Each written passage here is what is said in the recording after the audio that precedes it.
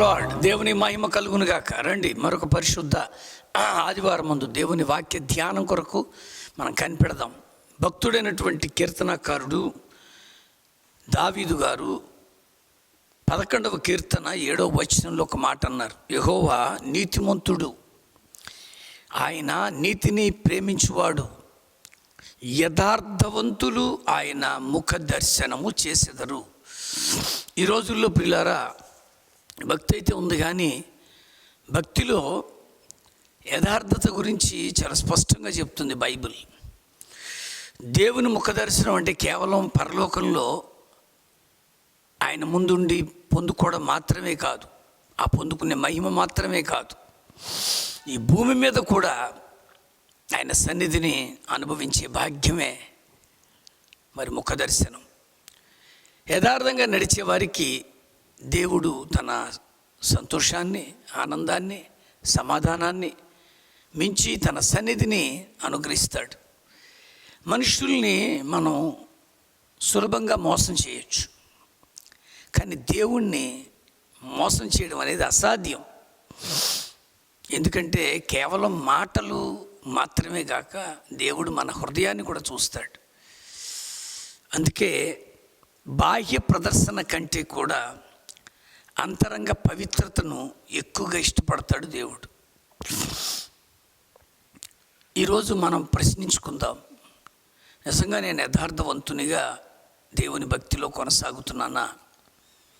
ఇది ఎవరికి వాళ్ళు చేసుకునే ప్రశ్న. ఆ యథార్థత, ఈరోజు యథార్థత అంటే మనకి యోసేపు గారు గుర్తొస్తారు. యోసేపు గారు తన యొక్క యథార్థతను ఆయన విడిచిపెట్టలేదండి. దానియేలు గారు ఆయన తన విశ్వాసంలో ఎక్కడ కూడా రాజీ పడిపోలేదు. ఆయన మిత్రులైనటువంటి అనన్య, అజర్యా, మిషాయేల్, ది నెవర్ కాంప్రమైజ్డ్. వాళ్ళు తమ యొక్క భక్తి విశ్వాసాన్ని కేవలం ఈ అధికారుల ముందు, మనుషుల ముందు తక్కువ చేయడానికి ఏమాత్రం సాహసించలే. ఎందుకంటున్నానంటే వాళ్ళందరూ కూడా యథార్థంగానే దేవుని వెంబడించారు. అన్నిటిగా ఉన్నటువంటి సౌలు ప్రభు దర్శనాన్ని పొందాడండి. అతడిలో యథార్థత ఉంది కనుకే తన వాక్య దర్శనాన్ని ఆయనకి ఇచ్చాడు. ఆ స్వరాన్ని విన్నాడు, ఆ గొప్ప వెలుగును చూశాడు.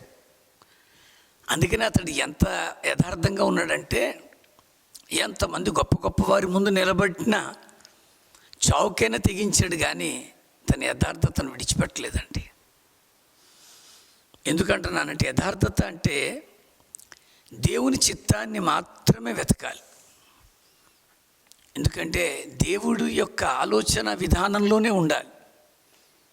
నిజాయితీగా, పరిశుద్ధంగా, పవిత్రంగా, నిష్కపటంగా చేసే ప్రయత్నం మనం దేవుని ఎదుట నిజమైనటువంటి లేక సత్యమైనటువంటి హృదయంతో చేసేదిగా ఉంటుంది. అందుకనే ఈ లోకంలో మనం అనేకుల్ని దర్శించాలనుకుని ఆశపడతాం. నాకు వాళ్ళని చూడాలనుంది, వీళ్ళని చూడాలనుంది, వాళ్ళు వస్తే బాగుండు అని వాళ్ళతో మనం కలుసుకున్నటువంటి ఒక మెమరీ పొందడం కొరకు ఫొటోస్ తీసుకుంటాం, సెల్ఫీలు తీసుకుంటాం, మంచిదే. కానీ యథార్థంగా ఉంటే దేవుణ్ణే మనం చూడొచ్చు, దేవుని దర్శనాన్నే మనం పొందుకోగలం. కానీ ఈ రోజుల్లో ఆ దైవ దర్శనం కంటే మనుషుల దర్శనానికే ఆతృత చూపించే కడవరి దినాల్లో మనం ఉన్నాం. ఎందుకంటాడంటే భక్తి అయితే చేస్తున్నాము, స్తోత్రాలు అయితే చెప్తున్నాము, కానీ అందులో యథార్థత లేదట. కీర్తన 5వ కీర్తన 9వ వచనంలో అంటాడు, వారి నోట యథార్థత లేదు, వారి అంతరంగము నాశనకరమైన గుంట, వారు కంఠము తెరిచిన సమాధి, వారు నాలుకతో ఇచ్చకములాడుదురు. కబుర్లు చెప్తారండి. ఈరోజు అసలు అలాంటి బ్రతుకు బ్రతకడం కంటే వేరే విధంగా బ్రతకడం ఉత్తమం అండి. దానికి మళ్ళీ సేవ అనే పేరు పెట్టకూడదు. విశాఖపట్నం ప్రాంతంలో కూడా ఉన్నాడండి. అతడు పాస్టర్లందరినీ మోసం చేస్తాడండి. ఏజెన్సీ ఏరియాలో సేవ చేస్తున్న వాళ్ళకి ఇచ్చే బళ్ళు, ఆ కీబోర్డులు, ప్యాడ్స్, బైబిళ్ళు ఇవన్నీ తక్కువ ధరకి ఇస్తున్నామండి. మీరు మాకు ఇంత డబ్బులు పంపిస్తే మేము వెంటనే మీకు కొరియర్ చేసేస్తాం, బస్సులో వచ్చేస్తామని. అంత అబద్ధాలండి. అతను ఎందుకు ఆ బ్రతుకు అర్థం అవట్లా. ఆ ప్రభువుని ఆధారం చేసుకొని యథార్థత లేదు అతనిలో. అతని పేరు చెప్పే ప్రయత్నం ఏం చేయట్లేదు, కానీ అతని యొక్క తీరు చెప్తున్నాను. అతను అలాగే ఈ రోజుకి చాలామంది దగ్గర డబ్బులు తీసేసుకొని అసలు ఎలాగ తినబుద్ధి అవుద్దండి. అలా మోసం చేసి నాకు ఇది లేదండి అని కనీసం అడుక్కున్నా అది కొంతవరకు న్యాయమేమో.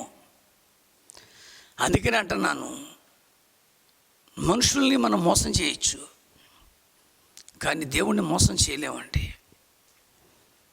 బాహ్య ప్రదర్శనలో చాలామంది తమ ఉనికిని లోకానికి చూపించడానికి ప్రయత్నిస్తారు. అంతరంగంలో ఉన్న పవిత్రత కోరుకునే దేవుడికి వాళ్ళు ఎప్పుడు దూరంగా ఉంటారు. అందుకని వాళ్ళ దగ్గర మనుషులు ఎక్కువ ఉంటారండి. మీరు గమనించి చూడండి, ఎవరైతే ఇలాంటి హంగామా అడావిడి చేస్తారో వాళ్ళ దగ్గర చాలామంది మనుషులు ఉంటారు. నిజంగా నువ్వు నిజాయితీగా పరిశుద్ధంగా పవిత్రంగా ఉంటే దేవునికి దగ్గరగా ఉండడం, ఈ మనుషులందరూ వెంబడించడం తాత్కాలికం అండి. రాజమండ్రిలో ఒక గొప్ప దైవజనుడి దగ్గర ఒక అతను సేవ చేస్తానని వచ్చారు. వారు కొంత రూపాయల జీతం తీసుకుంటున్నారు. అయితే అతనికి ఆ సేవ తీసుకునే జీతం తక్కువ, చేసే పని ఎక్కువ అనే భావన వచ్చేసింది. వాళ్ళ తల్లిదండ్రులు నా దగ్గరకు వచ్చారు. దేవుడు చూపిస్తే మీ చర్చికి వచ్చేవాడు అన్నారు. నేను ముందు ఇలాంటి మాటలు నమ్మను, ఎందుకంటే అలాంటి మాటలు అనక్కర్లే. మామూలుగా మేము చర్చికి వచ్చామంటే అయిపోయేది. ఇంటికి పిలిచారు, స్నాక్స్ ఇచ్చారు. అప్పుడు వాళ్ళు ఓపెన్ అయ్యారు. అయ్యా, మా అబ్బాయి పలానా పాస్టర్ గారి దగ్గర రాజమండ్రిలో ఆయన పరిచర్లో ఉన్నాడండి, జీతం ఏమో ఇంత ఇస్తున్నారు, పని ఏమో విస్తారంగా చేయించుకుంటున్నారు, కనుక మీ దగ్గర పెడదాం అనుకుంటున్నాం మా అబ్బాయిని అన్నారు. ఏదో యేసుప్రభులాగా నేను సమాధానం చెప్పాను. నక్కలకు బొరియలు ఉన్నాయి, ఆకాశ పక్షులకు గోళ్ళు ఉన్నాయి, కానీ మనిషి కుమారుడు తలవాల్చుకుంటూ స్థలం లేదన్నట్టుగా నేనేమోనండి పని, నా పని వేరు అని నేను ఖండించా. కానీ ఆ మనస్తత్వం తెలిసింది. ఎంతకాలం ఉంటారు వెనక తిరిగే మనుషులు? మరొకరు వస్తే మరొకరితో పోతారు, లేదా వాళ్ళు ఉన్నంతకాలం ఉంటారు, వాళ్ళు చేయలేని పరిస్థితులు వస్తే తప్పించుకుంటారు. కానీ నువ్వు ఎవరి ముఖదర్శనం చేయాలనుకుంటున్నావో ఆయన నీతో నిరంతరం ఉంటాడు. నిరంతరం నిన్ను ఆయన నిజాయితీగా వాడుకుంటాడు. ఈరోజు నేను మళ్ళీ అంటున్నాను, కీర్తనాకారుడు 7వ కీర్తనలో 10వ వచనం అంటాడు, దుష్టుల చెడుతనమును మాన్పుము, నీతిగల వారిని స్థిరపరచుము, యథార్థ హృదయులను రక్షించు దేవుడే నా కేడుము మోయువాడై ఉన్నాడు. యథార్థవంతులను, యథార్థ హృదయులను ఆయన రక్షిస్తాడు. పిల్లరా, మనం ఎలా ఉన్నాం? ఆర్ వి ఆర్ రియల్లీ యథార్థంగా ఉన్నామా? 9వ కీర్తనలో 8వ వచనం అంటాడు, కాబట్టి యెహోవా నీతిని బట్టి లోకమునకు తీర్పు తీరుస్తాడు, యథార్థతను బట్టి ప్రజలకు ఆయన న్యాయము తీరుస్తాడు. ఖచ్చితంగా నీలో యథార్థత ఉంటే, ఆ యథార్థత నిన్ను ప్రభువులో స్థిరపరిస్తే, నువ్వు నమ్మకంగా ఉంటే, నేను మళ్ళీ చెప్తున్నాను, ఆయన ఆరాధించేవారు ఎలా రావాలో ఎలా ఉండాలో ఆ సమరీ స్త్రీతో మాట్లాడుతూ యేసుప్రభులు వారే చెప్తారు. యోహాను సువార్త 4వ అధ్యాయంలో ఈ మాటలు అందరికీ తెలిసిన మాటలు. ఏమంటారంటే, ఆయన అన్నారు, 23వ వచనం 4వ అధ్యాయంలో, అయితే యథార్థముగా ఆరాధించువారు ఆత్మతోనూ సత్యముతోనూ తండ్రిని ఆరాధించు కాలం వచ్చుచున్నది. అదండి. ఈరోజు నేను చాలామంది గాస్పెల్ సింగర్స్ని క్రాస్ అవుతూ ఉంటాను. కొంతమంది పాటలు పాడడం అనేది కేవలం దేవుడి కొరకే అన్నట్టు పాడతారు. ఏడుస్తూ పాడేవాళ్ళని చూశానండి నేను. పాటలు పాడుతూ ప్రజల్ని పాటల్లో నడిపిస్తూ ఏడ్చేవారిని నేను చూసా. నేను అనుకుంటాను, వీళ్ళ ఆరాధన ఆత్మతో చేస్తున్నారు అనేది అక్కడే కనబడుతుంది. ఊరికి మనుషులు మెప్పు కొరకు పాటలు పాడో, ప్రసంగాలు చేసో, లేక మనము ఈ శారీరక ప్రదర్శన చేసో మురిపించలేం. యథార్థంగా ఆరాధించేవారు ఆత్మతో సత్యముతో తండ్రిని ఆరాధించు కాలము వస్తున్నది, ఇప్పుడే వచ్చి ఉన్నది. తనను ఆరాధించేవారు అలాంటి వారే ఉండాలని తండ్రి కోరుకుంటున్నాడు. ఈరోజు నేను అంటున్నాను, యథార్థంగా ఉన్నామా మనము? యథార్థవంతులు దేవుని సన్నిధిలో ఆశీర్వాదకరంగా ఉంటారు. దేవుని ఆరాధన చేయడం అనేది యథార్థవంతులకు అది శోభస్కరం అన్నాడు. కొరింథీయులకు రాసిన 2వ పత్రిక 8వ అధ్యాయంలో ఒక ప్రత్యేకమైన మాట చెప్తున్నారు ప్రియులారా. ఆయన ఆరాధించేటప్పుడు, కాబట్టి మీ ప్రేమ యథార్థమైనదనియు మీ విషయమైన మా అతిశయము వ్యర్థము కాదనియు వారికి, అనగా ప్రేమ యొక్కయు మీ విషయమైన మా అతిశయం యొక్కయు రుజువును వారికి సంఘముల ఎదుట కనపరచండి. మీరేం చేస్తున్నారో అది యథార్థంగా చేయండి. ఒకరిని ప్రేమిస్తున్నారా? యథార్థంగా చేయండి. ఒకళ్ళనొక రకంగా తప్పండి. అది క్రీస్తు యొక్క ప్రేమ కాదు.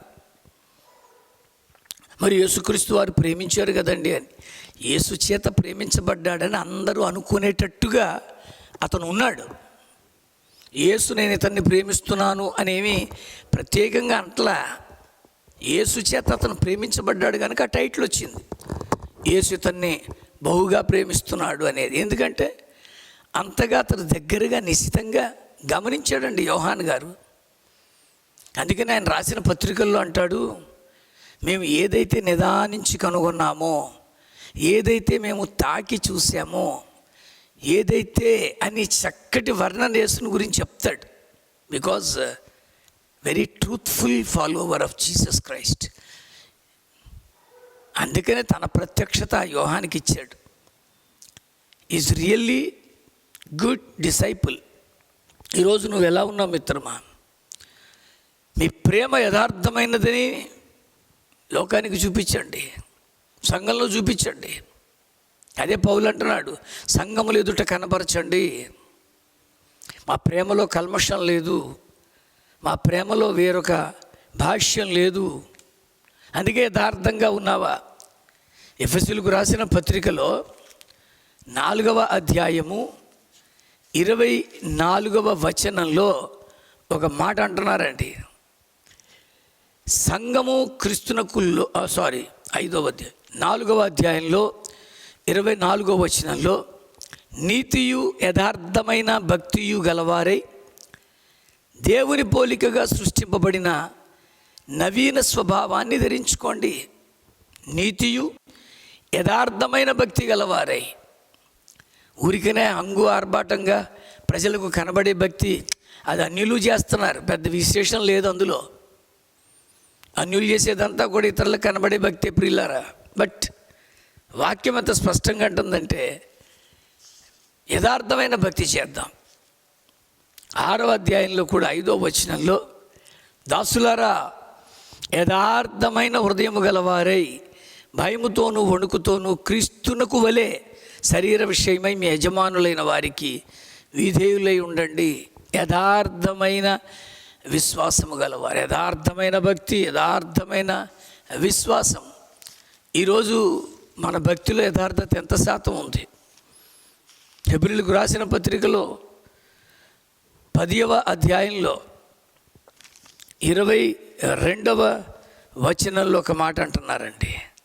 మనస్సాక్షికి కల్మషము తోచకుండునట్లు ప్రోక్షింపబడిన హృదయములు గలవారమై, నిర్మలమైన ఉదకముతో స్నానము చేసిన శరీరములు గలవారమై ఉండి, విశ్వాస విషయములో సంపూర్ణ నిశ్చయత కలిగి యథార్థమైన హృదయముతో మనము దేవుని సన్నిధానానికి చేరాలి. ఈరోజు మనం యథార్థంగా ఉంటున్నామా? ఎందుకంటున్నానంటే, యథార్థంగా ఉంటే ఖచ్చితంగా ఆయన ముఖదర్శనాన్ని మనం చేస్తాం. ఆయన ముఖదర్శనం అంటే లిటరల్గా ఆయన ఎలా ప్రత్యక్షమైపోడు. ఆయన ముఖదర్శనం అంటే మనం చేస్తున్న ప్రార్థనలో కార్యాలు చూడగలం. We can see results. అందుకని ఒక మంచి మాట అంటారు, our prayer request must become praising report అన్నాడు ఒక ఆయన. చూడాలి మనం మన ప్రార్థన అంశాలు మనకి జయం తీసుకొచ్చాయనే ఒక సాక్ష్యాన్ని పలికించాలి. అందుకని our prayer request must become praising report. ఈరోజు యథార్థవంతులు దాన్ని చూడగలరు, యథార్థవంతులు దాన్ని అనుభవించగలరు. అందుకనే ప్రియమైన వారలారా, యథార్థవంతులు ఆయన ముఖ దర్శనాన్ని చూస్తారు అని దావీదు చెప్పినట్లుగా మనము కూడా, మళ్ళీ చెప్తున్నాను, ముఖ దర్శనం అంటే పరలోకానికి వెళ్ళి ఆయన్ని చూడడం, ఆ మహిమలో ప్రవేశించడం కాదు. ఈ భూమి మీదనే ఆయన సన్నిధిని అనుభవించడం యథార్థవంతులకే సాధ్యం. అందుకనే ప్రభువా, నన్ను యథార్థవంతంగా ఉంచు, నా హృదయంలో ఎటువంటి కల్మషము లేకుండా, కపటము లేకుండా, అనీతి లేకుండా నన్ను కాపాడు అని ప్రభు దగ్గర మనం యథార్థంగా అడిగినప్పుడు నిత్యముగా ఆయన దర్శనాన్ని మనం పొందగలం. ప్రార్థన చేసుకుందాం. పరిశుద్ధుడైన దేవా, నా హృదయమును నువ్వు గమనించినప్పుడు నా హృదయంలో నీ యథార్థత కనబడాలి. అట్టి యథార్థ హృదయాన్ని నువ్వు నాకు దయచేయి. నన్ను ఆరాధించువారు, యథార్థముగా ఆరాధించువారు ఆత్మతోనూ సత్యముతోనూ నన్ను ఆరాధించాలని నువ్వు చెప్పావు.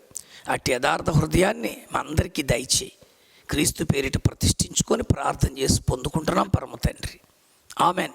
తండ్రి, కుమార, పరిశుద్ధాత్మ త్రియేక దేవుని సహాయం యథార్థవంతులకు నిరంతరము నిత్యము తోడే ఉండి నడిపించునుగాక.